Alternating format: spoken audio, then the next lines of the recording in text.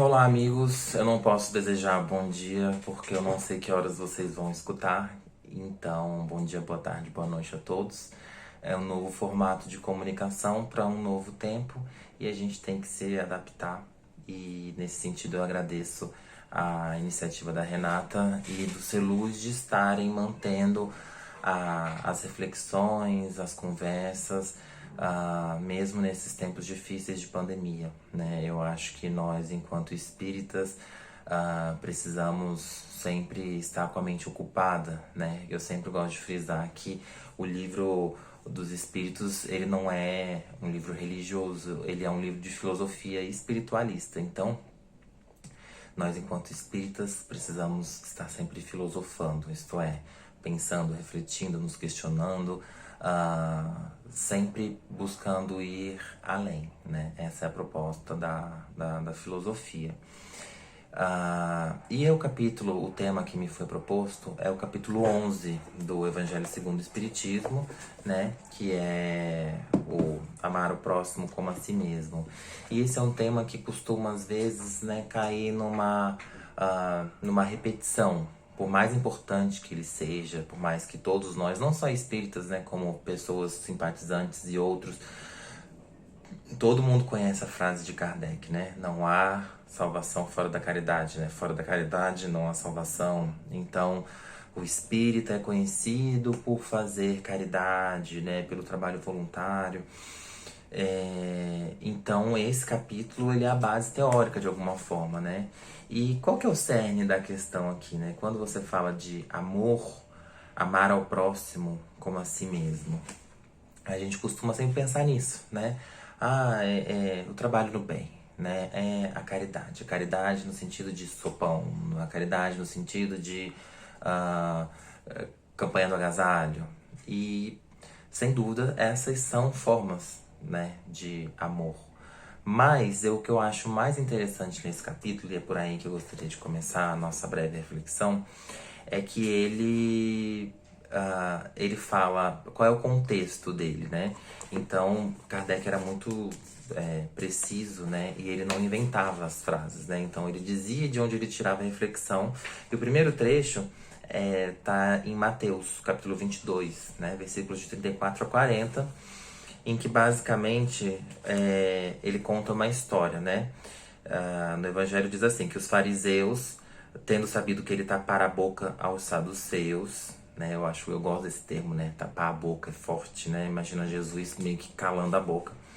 Reuniram-se, e um deles, que era doutor da lei, para o tentar, né? Então aqui também é interessante, né? A ideia de que Jesus, como homem, pode ser tentado, propôs-lhe esta questão: Mestre, qual o mandamento maior da lei, né?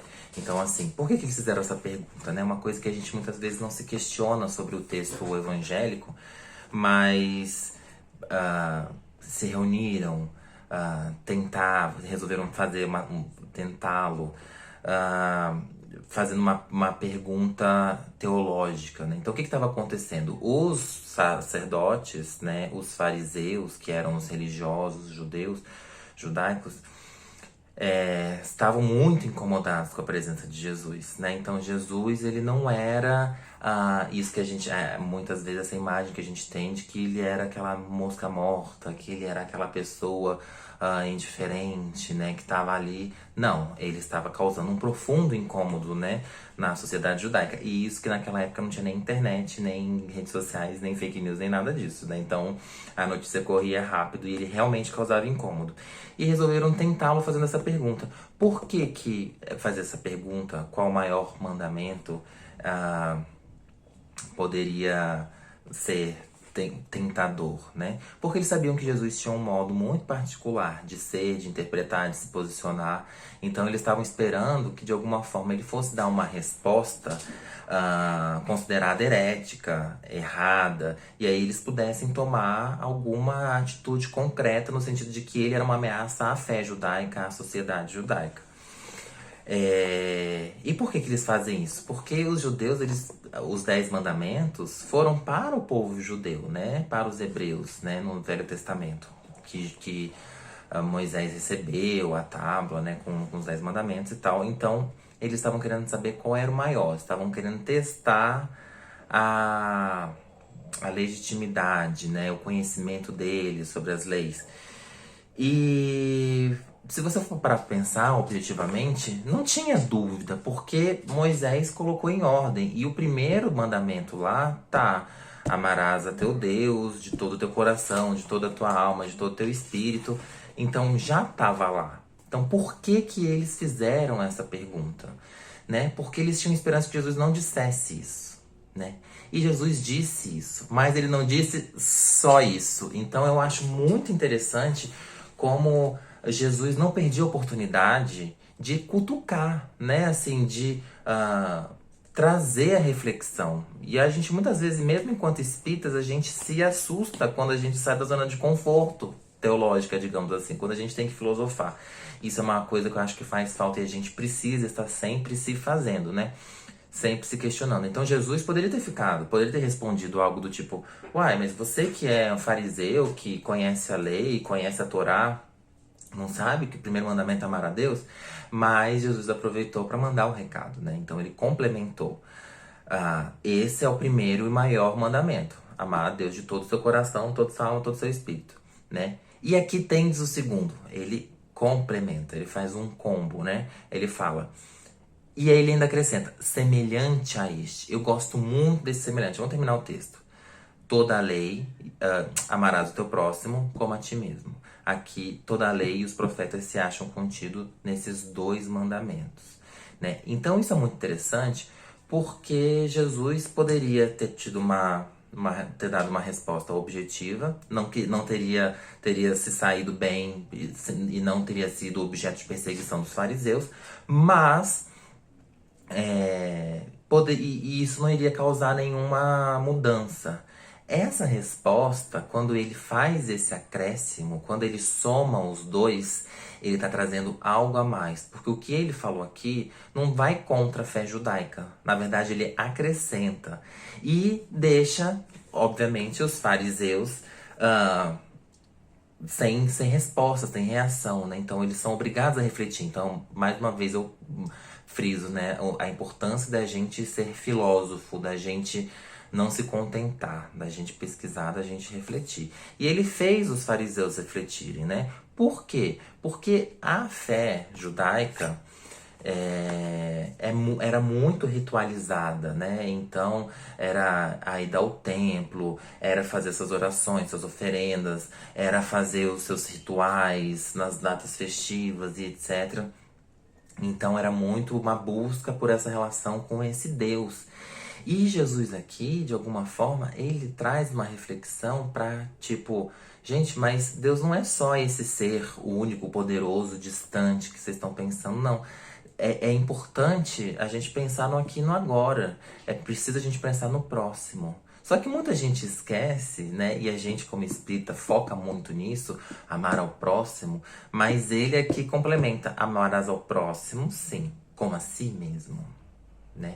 E a gente esquece desse amor a si mesmo, ou a gente não pensa muito nesse amor a si mesmo, porque isso nos constrange, nos confunde. E por que que confunde? Porque a gente pensa, né, na nossa limitação teológica, da nossa falta de filosofia, a gente muitas vezes pensa que amar a si mesmo é orgulho. A gente pensa que amar a si mesmo é egoísmo, a gente pensa que amar a si mesmo é indiferença, a gente pensa que pensar em si mesmo, amar a si mesmo é oportunismo, é vaidade, é tudo de ruim, né? Então é quase como se a gente pensasse da fala de Jesus assim, tipo, olha, amar o outro sim, amar a Deus sim, amar a mim mesmo não. Né? Então a gente tem muita dificuldade nesse amor a si mesmo, né? Então a lei de amor, ela só faz sentido se a gente sabe amar. E como é que a gente quer ser capaz de amar ao próximo, de efetivamente fazer caridade no sentido de amor em movimento, se eu não tenho amor por mim? Né? Então assim, a gente costuma pensar, e a gente adora um exemplo dos mártires cristãos comido pelos leões. A gente costuma pensar no Jesus só na cruz, A gente costuma pensar nesses ícones, né, que de alguma forma acabaram tendo um final trágico, acabaram tendo um final dolorido, e a gente pensa que isso equivale à falta de amor a si mesmo. Mas na verdade é o contrário. E é isso que a gente precisa pensar. É justamente por muito se amar que a pessoa ama muito ao outro e consegue compreender, né, que foi o que Jesus fez.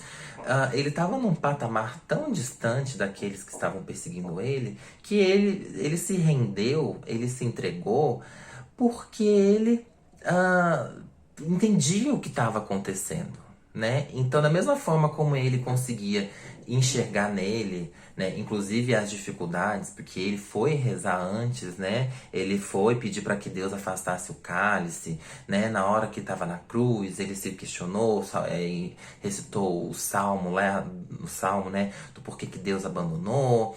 E então ele se via na sua humanidade, né?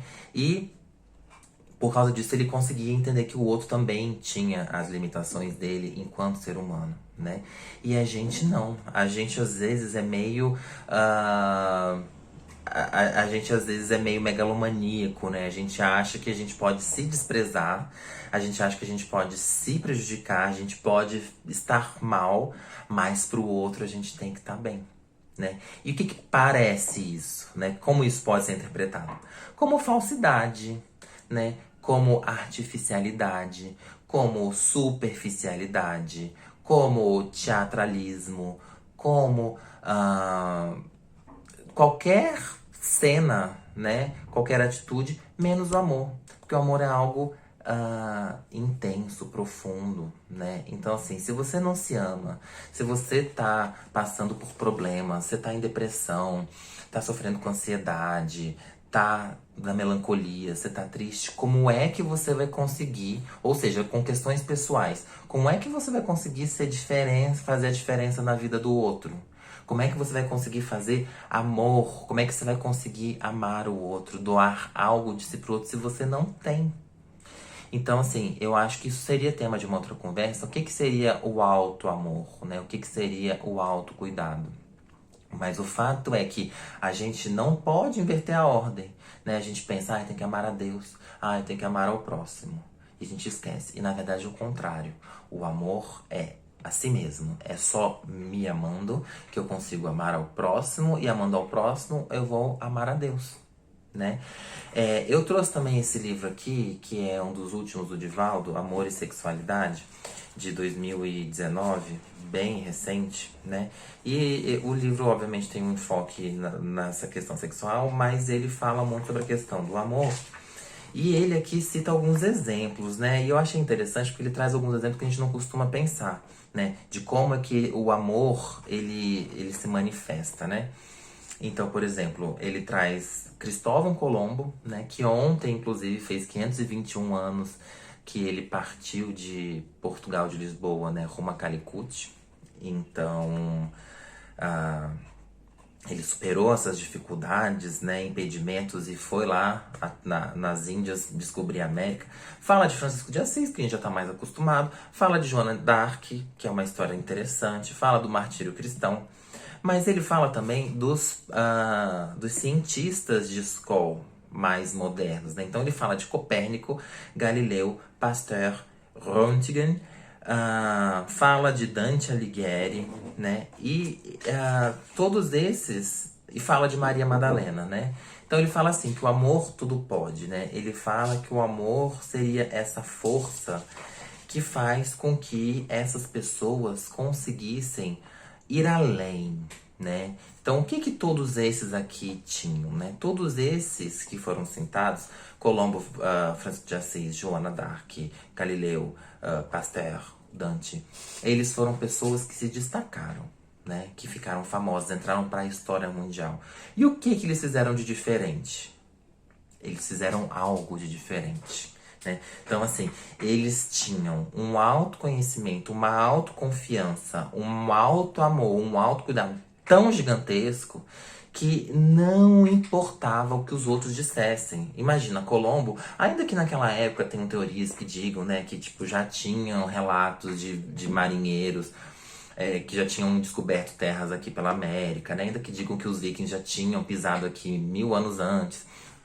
Mas ainda era algo arriscado, não tinha havido uma expedição oficial de investigação. Então foi um risco e Colombo assumiu esse risco. Francisco de Assis assumiu o risco de romper com o entendimento da igreja, ele sendo membro da igreja, né? E foi graças a essa, ele foi criticado e foi perseguido e não sei o quê, e ele conseguiu fundar uma ordem que enquanto ele ainda estava vivo, isso que ele viveu pouquíssimo tempo, ele já conseguiu ver os desdobramentos e o povo já fugindo da proposta dele em vida, né? De tão rápido que foi, mas ele causou uma ruptura.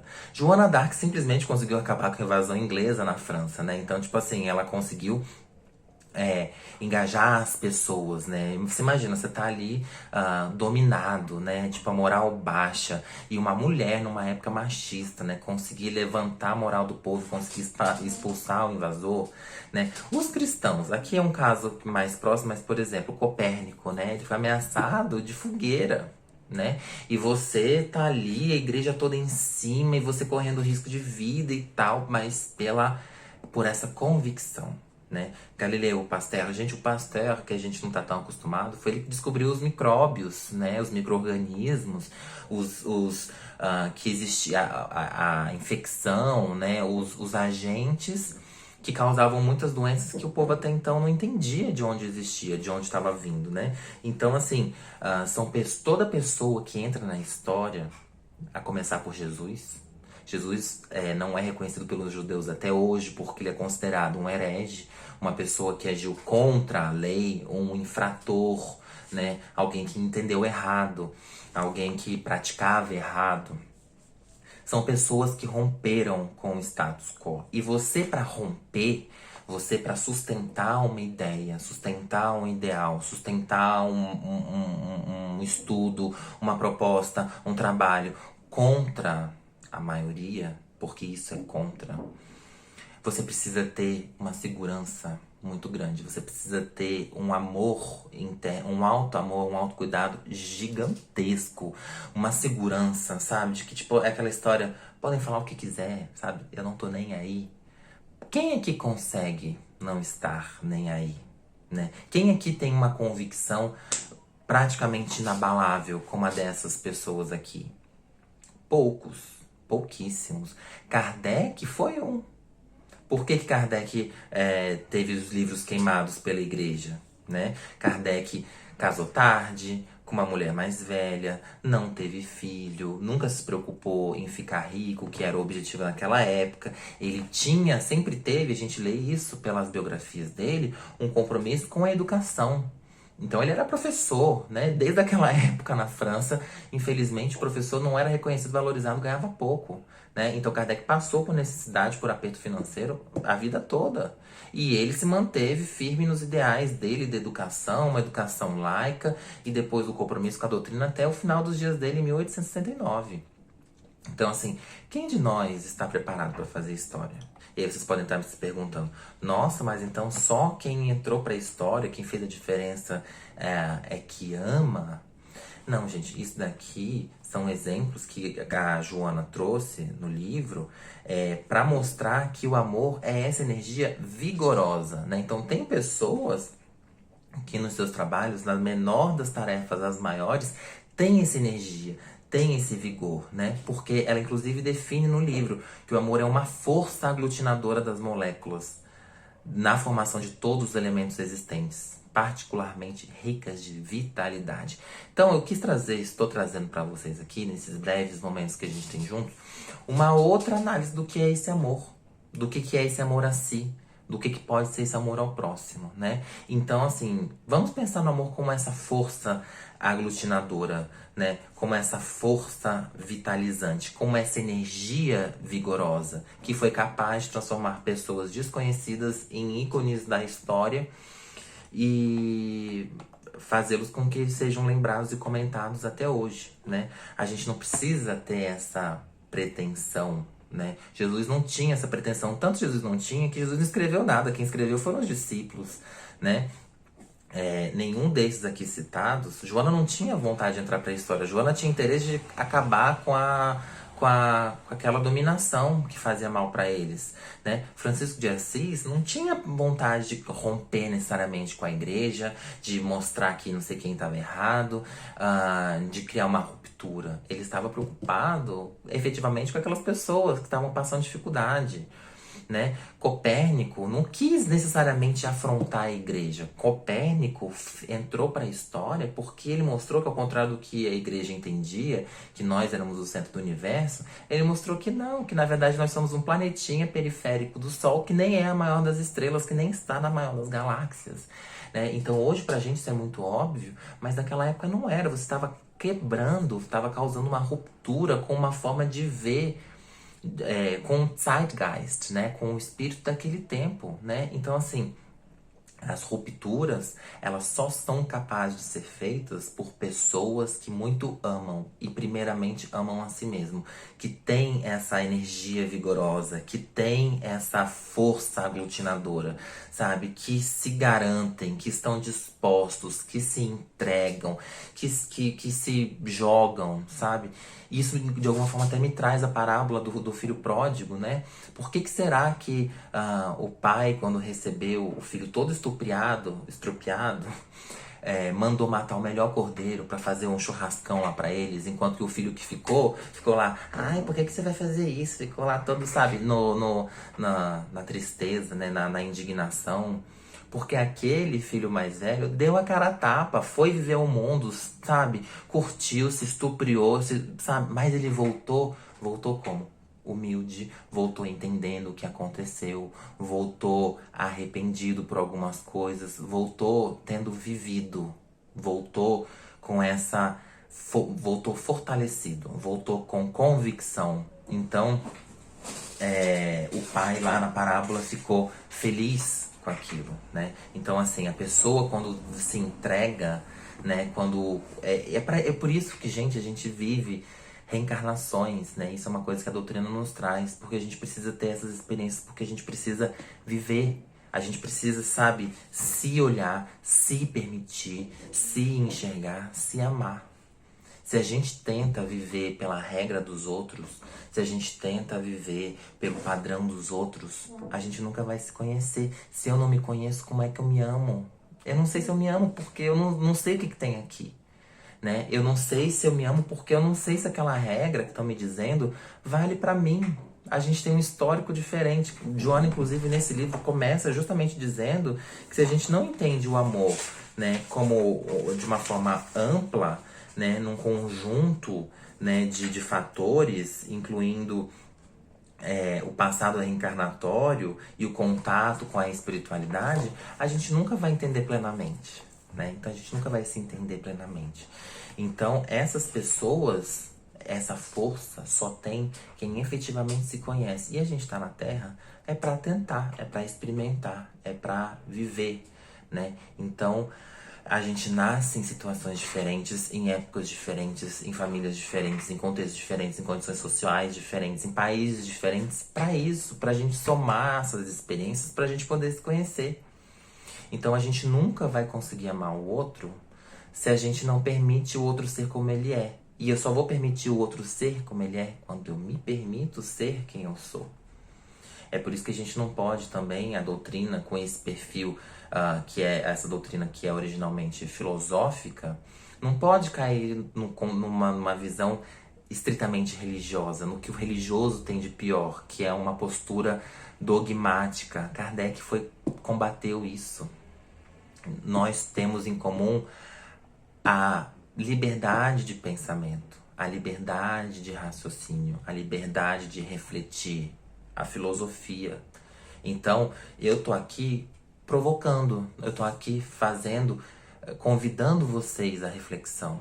Todos os palestrantes e as milhões de palestras que já tem no YouTube têm esse objetivo de fazer com que cada um reflita. Isso me cabe, isso não me cabe, isso serve pra mim, isso aqui não serve. Agora, não é porque, Divaldo falou, está falado. Joana falou, está falado, né? Eu tô usando ela como uma base doutrinária para as reflexões.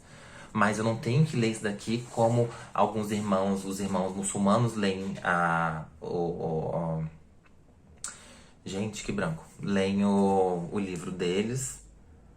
Eu tô com Torá na cabeça. Os judeus leem Torá, os cristãos leem a Bíblia. Não, a gente não é religioso nesse sentido dogmático. Nós somos filósofos, nós nos preocupamos com o nosso crescimento moral, o nosso crescimento intelectual. Então a gente não pode receber as informações como dadas, a gente precisa se conhecer. Então a gente não pode sair repetindo, fora da caridade não há salvação. O que é caridade? É amor em movimento. E o que é amor em movimento? É querer o bem pro próximo. E quando é que eu quero o bem pro próximo, se eu não quero o bem a mim mesmo? A gente se esquece.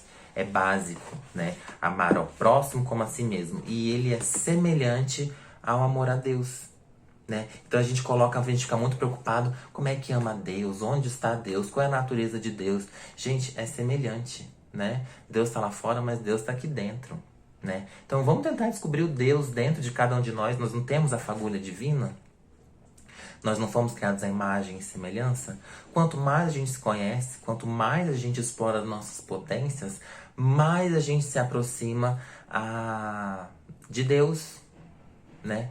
Quanto mais a gente descobre a divindade na gente, mais a gente está amando a Deus. E mais a gente consegue amar o próximo, né? A psicologia tem vindo muito forte, e Joana traz isso para o movimento espírita, para ajudar a explicar algumas coisas que a gente obedecia cegamente lendo a Bíblia, né? Então, assim, eu odeio o outro. O que eu odeio no outro? Isso Freud descobriu lá no século XIX também, né? A ideia de projeção, que foi aprofundada por Jung, por Adler e outras pessoas, né? E outras linhas depois. Eu não gosto no outro aquilo que eu tenho em mim, eu não aceito o que eu tenho em mim, né? Isso é projeção. Então, por que os sacerdotes ficavam indignados, injuriados com Jesus a ponto de fazê-lo ser morto por meio de uma crucificação, que era uma das mortes mais humilhantes que eles tinham naquela época? Porque eles viam nele uma independência, uma autonomia, uma plenitude que eles não tinham. E eles odiavam isso, porque eles não conseguiam ver aquilo neles. Porque Jesus nunca chegou pregando, falando: destruam os fariseus, matem todos eles, rasguem o Torá, sabe, desobedeçam. Jesus nunca teve esse papel de incitador de ódio. Jesus sempre teve o papel de incentivador da reflexão. Ele trazia o embasamento do Torá e ele desdobrava, que foi o que Kardec fez. Pegou a Bíblia, né, o Evangelho, e deu algumas interpretações, aprofundou a interpretação. E é o que nós estamos tentando fazer aqui, pegar Kardec e interpretar em cima. E essa é a proposta, né, do filósofo, e essa é a proposta originária de Jesus, né? A gente não aceitar as coisas da gente pensar. Então, os fariseus odiavam ele por causa disso, porque estavam projetando. Ele era um perigo. No momento em que ele tinha essa plenitude, essa autonomia, essa não submissão cega às regras, às imposições sociais, ele estava tirando poder dos fariseus, né? E quantos fariseus não existem hoje em dia?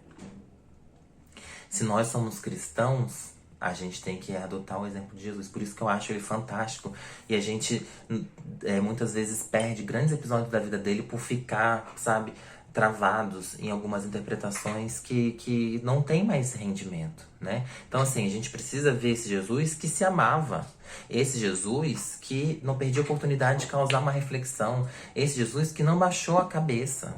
Esse Jesus que enfrentava o desafio. Porque os fariseus estavam desafiando ele. Queriam que ele caísse em contradição, que ele falasse alguma coisa considerada pecadora, né, errada, e que ensejasse algum tipo de punição. E Jesus não fugiu ao combate. Jesus poderia ter ficado calado. Jesus poderia ter sido mais um carpinteiro que não saiu do lugar, que ficou lá, que ninguém nem ia saber quem que ele era, né? Então, assim, Jesus foi considerado a segunda revelação e Kardec considerada a terceira, porque eles trouxeram um rompimento, porque eles trouxeram uma transcendência, eles foram além.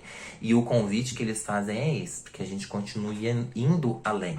E a gente só vai conseguir ir além, transcender, no momento em que a gente se amar. E a gente só vai se amar se a gente se permitir se conhecer, se a gente se permitir ter autonomia, se a gente se permitir pensar por conta própria, se a gente se permitir discordar, se a gente se permitir ser os condutores, os senhores da nossa vida, se a gente se permitir não deixar outras pessoas dizer o que acham que é melhor pra gente ou não. A gente precisa pensar por conta própria, a gente precisa decidir por conta própria e a gente precisa arcar com as consequências. E, gente, a gente não tem um manual de instruções. A vida, o planejamento encarnatório, ele não é dizendo que cada dia se espera que cada um faça.